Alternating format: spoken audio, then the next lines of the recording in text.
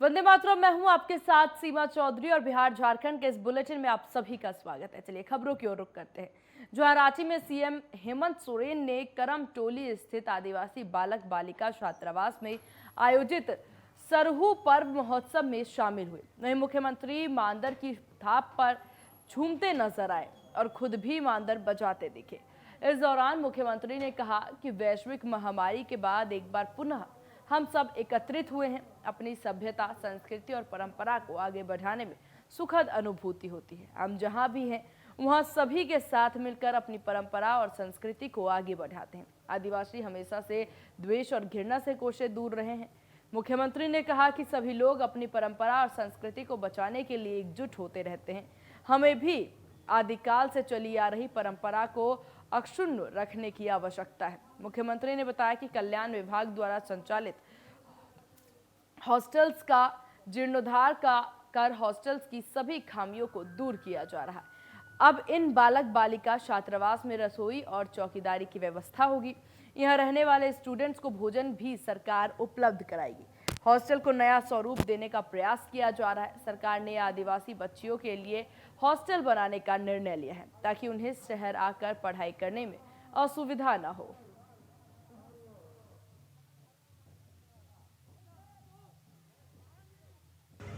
एक साथ समूह में अपनी परंपरा की गाड़ी को आगे खींचने में जो आनंद है और उसका जो सुखद अनुभव होता है वो शायद ही कहीं होता है। हमारे देश में अनेक सभ्यता है, अनेक संस्कृति है, अनेक समाज है, अलग अलग रंग रूप के लोग, अलग अलग बोलचाल के लोग,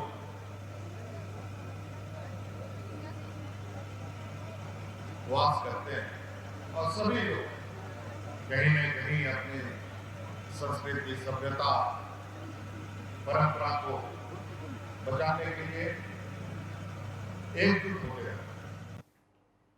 और सरहुल पर्व को लेकर के गुमला एसपी भी काफी उत्साहित दिखे। पुलिस अधीक्षक अपनी पत्नी और बच्चों के साथ पुलिस केंद्र गुमला में सरहुल पूजा के अवसर पर सम्मिलित हुए। इस अवसर पर पुलिस अधीक्षक महोदय मांदर बजाए और उनकी धर्मपत्नी ने आदिवासी बहनों के साथ नृत्य भी किया।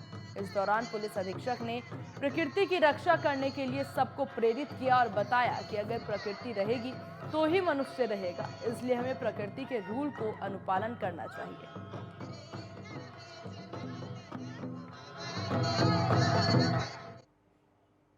वहीं गुमला के सांसद सुदर्शन भगत सरहुल को लेकर के काफी उत्साहित नजर आए। इस दौरान सांसद सुदर्शन भगत हाथ में मांदर लेकर झूमते हुए नजर आए। सांसद सुदर्शन भगत ने कहा कि 2 साल बाद प्रकृति पर्व को जिस तरह का उत्साह है वो काफी सराहनीय है। उन्होंने कहा कि आदिवासी समाज के लिए सरहुल का विशेष महत्व है, क्योंकि आदिवासी समाज का शुरू से ही जल, जंगल और जमीन से लगाव रहा है।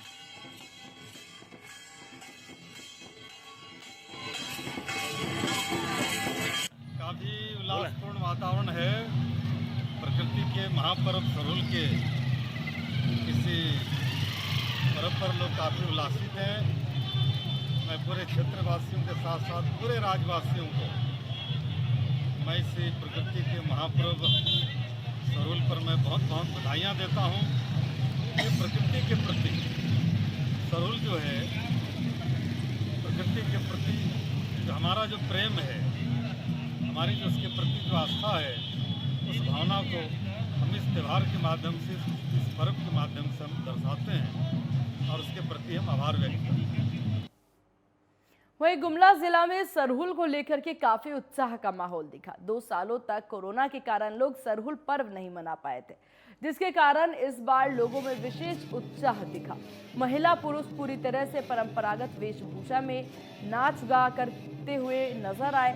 वहीं सड़क पर लोगों के उत्साह का हमने जायजा लिया, जिसमें लोगों ने काफी खुशी भी व्यक्त की।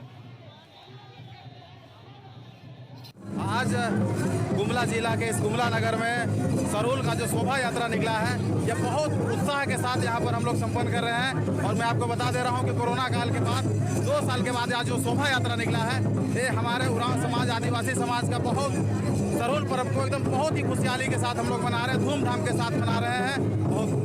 बहुत बहुत धन्यवाद। सामाजिक स्तर पर नियंत्रित की है, जो पूजा समिति के लोग हैं उनके द्वारा नियंत्रित की है।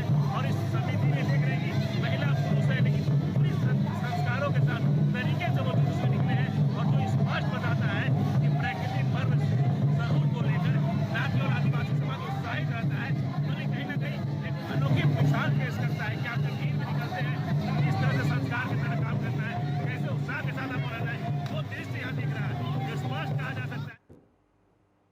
प्रकृति का पर्व सरहुल आदिवासियों का सबसे बड़ा त्योहार है। केंद्रीय सरना समिति की ओर से पुलिस केंद्र धनबाद में सरहुल पर्व को धूमधाम से मनाया गया। प्रकृति की पूजा कर सभी के सुखी जीवन की कामना की गई। इस मौके पर मुख्य अतिथि के तौर पर वर्णीय पुलिस अधीक्षक संजीव कुमार का तिलक लगाकर स्वागत किया गया और पगड़ी पहनाकर गमछा भेंट किया गया। वहीं एसएसपी संजीव कुमार ने बताया कि प्रकृति का त्योहार सरहुल मनाना पूरा पुलिस परिवार इकट्ठा हुआ है। यहाँ सभी पुलिसकर्मी इकट्ठा होकर प्रकृति का महापर्व मना रहे हैं। झारखंड प्रकृति की गोद में बसा हुआ राज्य है और पूरा झारखंड इस पर्व को मना रहा है। साथ ही पूरे पुलिस प्रशासन की ओर से सभी को सरहुल की बहुत सारी शुभकामनाएं दी उन्होंने। प्रकृति का पर्व ये सरहुल जो है, आज हम लोग पूरा पुलिस परिवार यहाँ मनाने के लिए इकट्ठा हुए हैं। इसमें हमारे सभी कर्मी हैं, हमारे भाई बहन, आज हम लोग यहाँ इकट्ठा हुए हैं प्रकृति का इस महापर्व को मनाने के लिए। झारखंड क्योंकि प्रकृति के गोद में बसा हुआ है और पूरा झारखंड आज इस पर्व को मना रहा है। प्रकृति जो हमको सब कुछ देती है, आज हम लोग उसी की पूजा कर रहे हैं। उसी की पूजा करने के लिए आज हम लोग यहाँ इकट्ठा हुए हैं। आप सभी को सरहुल पर्व की ढेर सारी शुभकामनाएं। धनबाद में मगही भोजपुरी मैथिली संस्कृति बचाओ मंच ने सांसद पीएन सिंह के आवास का घेराव किया, लेकिन इस दौरान सांसद धनबाद में थे ही नहीं। वहीं आंदोलनकारियों ने सांसद के प्रतिनिधि को ज्ञापन सौंपा और इस कार्यक्रम में सैकड़ों महिला पुरुष भी शामिल हुए। ये प्रदर्शन धनबाद बोकारो जिले में मगही भोजपुरी अंगिका भाषा को क्षेत्रीय भाषा से हटाए जाने को लेकर के कर रहे हैं। वहीं आंदोलनकारियों का कहना है कि सांसद सोशल मीडिया पर तो मुखर होकर के बोलते हैं, मगर लोकसभा में इस पर चुप्पी साधे हुए हैं। वहीं आंदोलनकारियों का कहना है कि जब तक दोबारा भोजपुरी मगही अंगिका भाषा को क्षेत्रीय भाषा का दर्जा नहीं मिल जाता, तब तक आंदोलन यूं ही जारी रहेगा। वहां आंदोलनकारियों ने कहा कि वे अब आगे राज्यपाल को भी अपना ज्ञापन सौंपेंगे। ये हमारे पूर्व नियोजित जो कार्यक्रम, हमारा जो एक चरणबद्ध आंदोलन चल रहा है, जो भोजपुरी मगही मैथिली को धनबाद बोकारो से जिसको द्वितीय भाषा का दर्जा दिया गया था शिक्षा एवं नियोजन नीति में, जिसको हटा दिया गया, तो उसके लिए हमारा ये जो मंच है, ये एक चरणबद्ध आंदोलन कर रहा है। विगत 2 महीनों से हमारे जो इस भाषा को हटाया गया है और जो हमें ठगने का प्रयास किया गया है धनबाद बोकारो में, उसी के खिलाफ ये आंदोलन जारी है और ये तब तक जारी रहेगा जब तक इस मंच को, यहाँ के लोगों को न्याय नहीं मिल जाता। आज हम लोग मगही भोजपुरी मैथिली बचाओ संस्कृति बचाओ मंच के तहत हम लोग आज माननीय सांसद पशुपतिनाथ जी का आवास का घेराव किए थे। हम लोग की मांग है कि हम लोग का भाषा को जो दर्जा यहाँ दिया गया था झारखंड में, तो उसको बोकारो और धनबाद से हटा दिया गया। तो हम चाहेंगे कि हमारे प्रतिनिधि हैं वो अपने संसद में इस बात को रखें, राज्यपाल जी से इस बात को रखें। वहीं मुखबिर की सूचना के आधार पर चतरा पुलिस ने बड़ी कार्रवाई करते हुए एक तस्कर को गिरफ्तार किया है। पुलिस ने तस्कर के पास से 374 ग्राम नशीला पदार्थ बरामद किया, जिसकी कीमत करीब 35 लाख रुपए बताई जा रही है। चतरा में आयोजित प्रेस वार्ता में एसडीपीओ अविनाश कुमार ने इस घटना का खुलासा किया। पुलिस ने बताया कि तस्कर के पास से एक बाइक और एक फोन बरामद किया गया है। चतरा पुलिस अधीक्षक महोदय को सूचना मिली थी कि राजपुर थाना क्षेत्र के हरहद के पास से एक व्यक्ति हैं जो ब्राउन शुगर की तस्करी में संलिप्त हैं, उधर से गुजरने वाले हैं। सूचना को सत्यापित करते हुए अनुमंडल पुलिस पदाधिकारी चतरा के नेतृत्व में एक टीम का गठन किया गया। उसमें थाना प्रभारी विकास पासवान और अन्य सशस्त्र बल के साथ में एक टीम बनाई गई। टीम ने रात्रि में जब वहाँ छापेमारी की है हरहद चौक के पास, तो एक व्यक्ति जो मोटरसाइकिल से सवार उधर से आ रहे थे, भागने का प्रयास करने लगे। पुलिस के द्वारा खदेड़ कर उसे पकड़ा गया। पकड़ने के उपरांत उसके पास से जांच के क्रम में 374 ग्राम ब्राउन शुगर, साथ में एक मोटरसाइकिल और एक मोबाइल जब्त किया गया है। संबंधित धाराओं में FIR दर्ज कर लिया गया, अग्रतर कार्रवाई की जा रही है।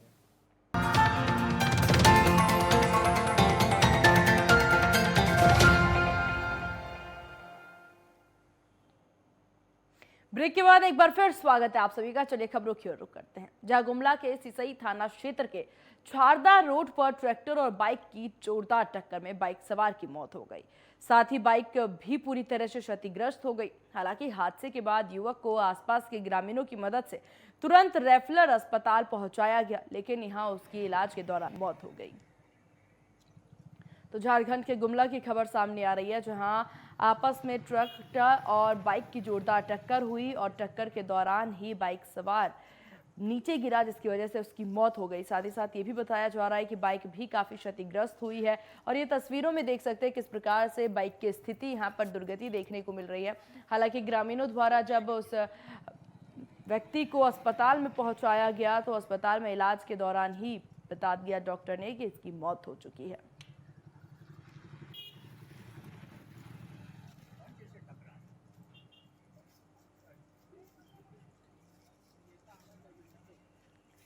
तो अस्पताल में इलाज के दौरान व्यक्ति की मौत हो गई। बताया जा रहा है कि बाइक और ट्रैक्टर की आपस में जोरदार टक्कर हुई थी, जिसमें बाइक सवार पहले घायल हुआ और फिर इलाज के दौरान उसकी मौत हो गई।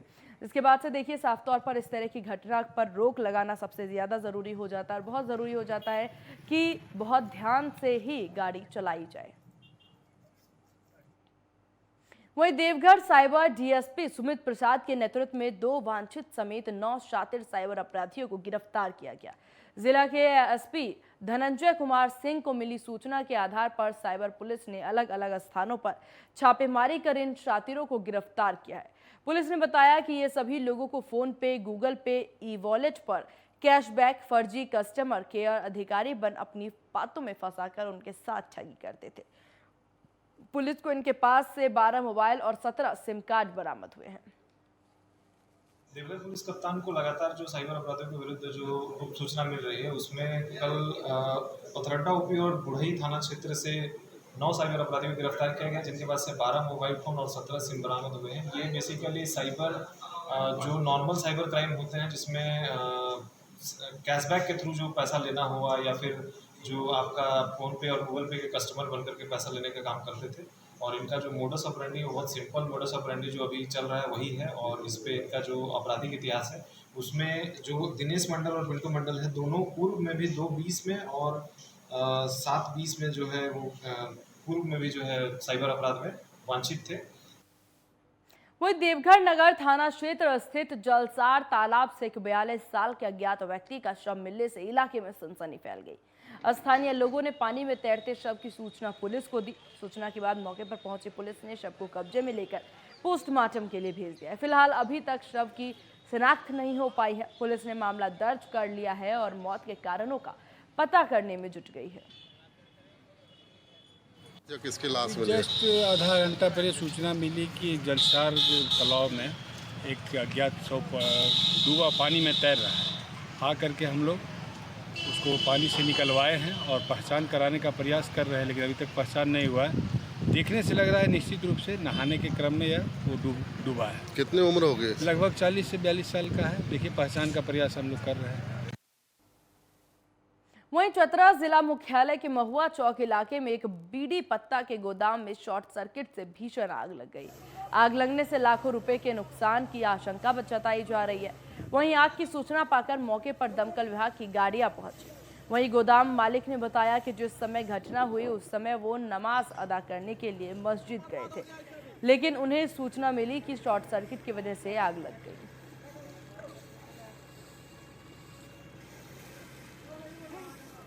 थाना प्रभारी के द्वारा सूचना दिया गया जो महुआ चौक आजाद नगर में बीड़ी पत्ता में गोदाम में आग लग गया है। त्वरित कार्रवाई करते हुए फायर ब्रिगेड को सूचना दी। फायर ब्रिगेड के साथ यहां पर आए और फायर ब्रिगेड की मदद से आग पे काबू पाने की कोशिश की जा रही थी। फायर ब्रिगेड की इसी दौरान पानी खत्म हो गई। पानी अगर बगल में भरने के लिए भेजे हैं और आप देख सकते हैं ग्रामीण स्तर से अपने स्तर से पाइप लगा के हम लोग उसको किसी तरह आग को काबू में रखे हैं।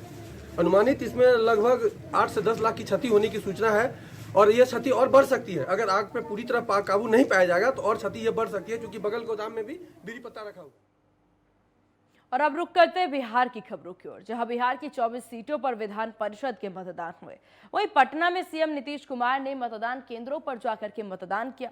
वहीं सीएम ने कहा कि हम लोग विकास की बात करते हैं, जिनको जो बात करनी है वो करते रहे, हम काम में दम रखते हैं, बात में नहीं।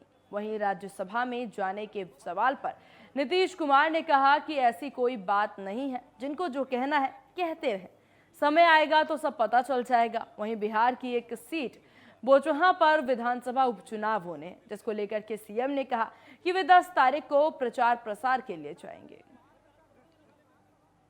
मतदान तो देना ही चाहिए। जो भी जिनका भी नाम इसमें शामिल होता है में शामिल है, इसलिए हम मतदान देने के लिए आ गए हैं। से ही कुछ भी छपते रहता, हम भी देख करके आश्चर्यचकित रहते हैं। मतदाताओं के ऊपर निर्भर होता है। सबसे पूरी उम्मीद है कि एनडीए को पूरे तौर पर विजयी बनाएंगे, यही हम लोगों की उम्मीद है। वहीं बिहार के कटिहार में राज्य के उप मुख्यमंत्री तारकिशोर प्रसाद ने एमएलसी चुनाव के मद्देनजर मतदान किया। पूरे बिहार में स्थानीय निकाय प्राधिकरण के 24 सीटों पर मतदान हुए।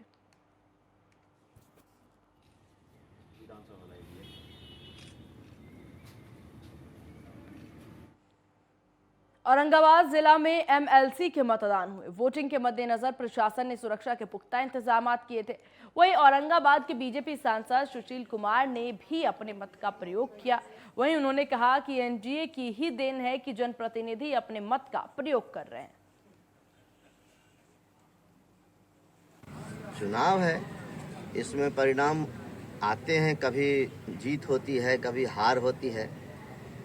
ये जो चुनाव है एमएलसी का, ये स्थानीय निकाय के जो लोग हैं, जो चुने हुए जनप्रतिनिधि हैं पंचायती राज व्यवस्था के तहत, और नगर पंचायत के, नगर परिषद के, जिला परिषद के, ये लोग इसके मतदाता होते हैं। और बिहार में तो पंचायत का चुनाव 1978 के बाद सीधा 2001 में केंद्र में जब माननीय वाजपेयी जी की सरकार थी तब शुरू हुआ। तो ये मत देने का जो अधिकार भी है पंचायती राज व्यवस्था के तहत चुने हुए जनप्रतिनिधियों को, ये तो एनडीए सरकार की ही देन है।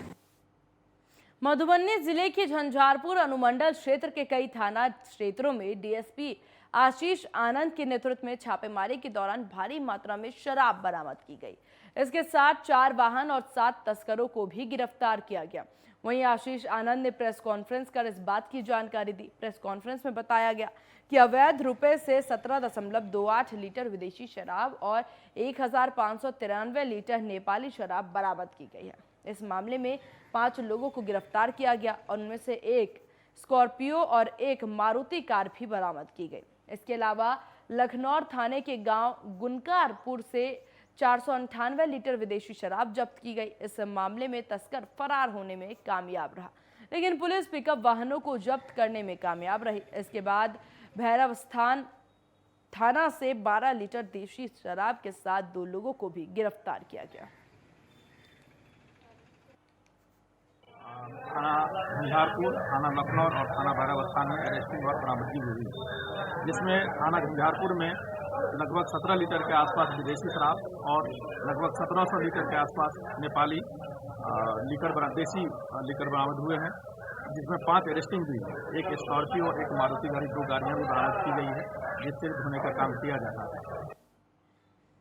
वहीं मधुबनी में सीमा पर तैनात एसएसबी 48वीं बटालियन बेतौहा बीओपी के जवानों को गश्ती करते हुए देख एक तस्कर मौके से बाइक छोड़ फरार हो गया। इसकी तलाशी लेने के दौरान बाइक के अंदर 850 ग्राम चरस बरामद किया गया। ये पूरा मामला जयनगर थाना क्षेत्र के बेतौहा बॉर्डर का बताया जा रहा है।